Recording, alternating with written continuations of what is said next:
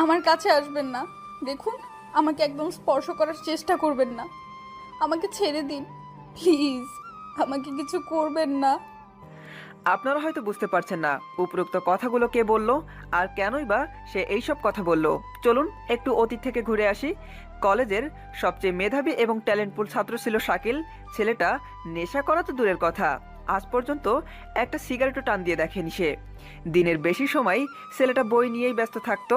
কোনো মেয়ের সাথে কথা বলা তো দূরের কথা, আজ পর্যন্ত কোনো মেয়ের দিকে অন্য দৃষ্টিতেও তাকায়নি সে। বাবার অনেক টাকা থাকা সত্ত্বেও কোনোদিন কারোর সাথে কখনো টাকার অহংকার করেনি। এক কথায় বলতে গেলে কলেজের সবচেয়ে শান্ত এবং ভদ্র ছেলে ছিল শাকিল। ওই যে দূরের মেয়েকে দেখছেন, ওর নাম বৃষ্টি। কলেজের প্রায় সব ছেলের ক্রাশ। আজ পর্যন্ত অনেকগুলো প্রেমের প্রস্তাব পেয়েছে, কিন্তু সেইগুলো কখনো অ্যাকসেপ্ট করেনি সে। একদিন টিফিনের সময় সবাই যখন খেলাধুলা